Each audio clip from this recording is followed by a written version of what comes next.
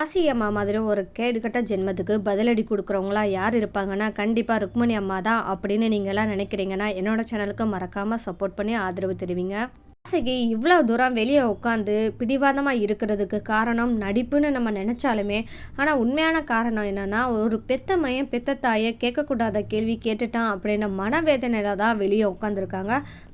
மனவேதனையில் உட்காந்தாலும் தன்னோட காரியத்தை சாதிக்கணுன்ற ஒரு எண்ணத்துலேயே உட்காந்துருந்தாங்கன்னே சொல்லலாம். மட்டும் இல்லாமல் தனம் கதிரேசனுக்கு ஃபோன் பண்ணி இங்கே நடந்தது எல்லாத்தையுமே சொல்லிட்டாங்க.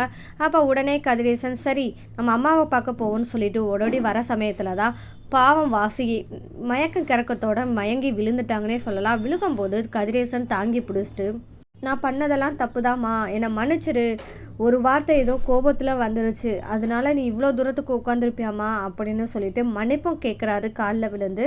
மன்னிப்பு கேட்டாலுமே அவங்க இதை ஏற்றுக்கிற மாதிரியே மனநிலையிலே இல்லை, தள்ளி விட்டுட்டாங்க. இதை பார்த்த டக்ளஸ்க்கு கோபம் வருது.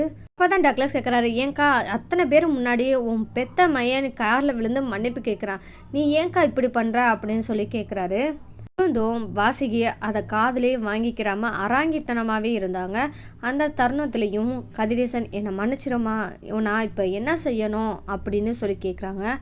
அப்போ தான் ஒரு சத்தியம் கேட்குறாங்க, இனிமேல் என்ன வீட்டை விட்டு வெளியே அனுப்ப மாட்டேன்னு சொல்லி சத்தியம் பண்ணு, எக்காரணத்தை கொண்டும் என்ன கஷ்டப்படுத்துகிற மாதிரி பண்ண மாட்டேன், பேச மாட்டேன்னு சத்தியம் பண்ணு அப்படின்னு சொல்லிட்டு சத்தியம் கேட்டாங்க. சரிம்மா உனக்கு இதுதானே வேணும், நான் சத்தியம் பண்ணி கொடுக்குறேன் அப்படின்னு சொல்லிட்டு கதிரேசனும் சத்தியம் பண்ணி கொடுத்துறாரு.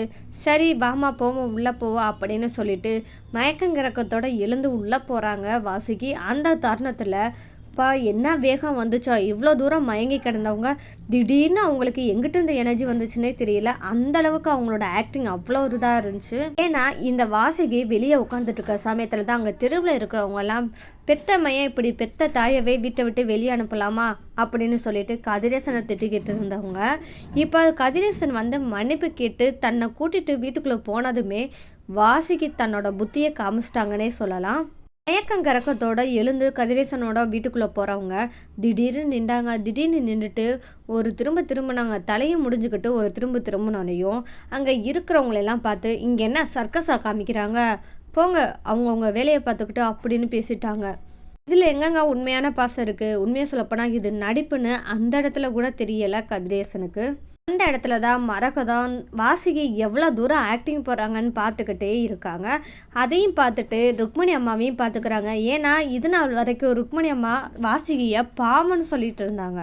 ஆனாலும் வாசுகி என்ன பண்ணுறாங்கன்னா கதிரேசன்ட்ட நீ யாரோ சொல்லி கொடுத்து தாண்டா இவ்வளோ தூரம் பேசுன, நீ என்னடா செய்வா அப்படின்னு சொல்லிட்டு அந்த பேச்சை கேட்டதுமே மரகதத்துக்கு கோவம் வந்துடுச்சு. பாருக்கா பாரு, எப்படி நீ நினச்ச பாவம் நினச்சா இது எப்படி திருப்பி விடுதுன்னு பாரு அப்படின்னு சொல்லி மரகதம் பார்க்குறாங்க. ஆனாலும் ருக்மணி அம்மா வாசுகியை கொஞ்சம் பாவம்னே நினச்சிக்கிட்டு தான் அந்த இடத்துல நிற்கிறாங்க. இருந்தாலுமே இனி வர எபிசோடில் ருக்மணி அம்மா அப்படி இருப்பாங்களான்னு கேட்டால் கண்டிப்பாக இருக்க மாட்டாங்கன்னே சொல்லலாம். இனிமேல் தான் வாசுகி பண்ணுற ஒவ்வொரு செயலுக்கும் பதிலடி கொடுக்குற மாதிரி ருக்மணி ஒவ்வொரு அடியாக கொடுக்க போகிறாங்க.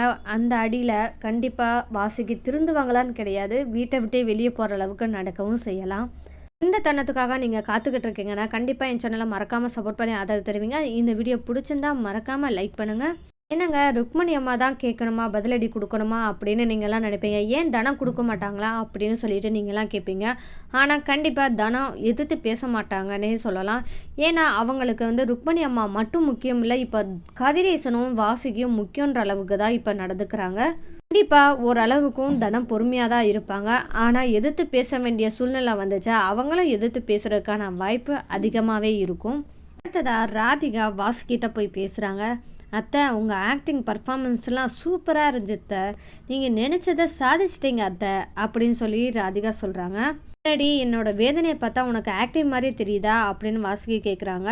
அப்போ சைலண்ட் ஆகிடுறாங்க ராதிகா. உடனே வாசுகி என்ன சொல்கிறாங்கன்னா இனிமேல் கதிரேசன் வாயவே திறக்க மாட்டான், ஒரு வார்த்தை எதிர்த்து கேள்வி கேட்கணுனாலுமே பயப்படணும், அதுக்காக மட்டும்தான் நான் இப்போ இவ்வளோ தூரம் பிடிவாதமாக வெளியே உட்காந்துட்டு வந்திருக்கேன் அப்படின்னு சொல்லி வாசுகி சொல்கிறாங்க.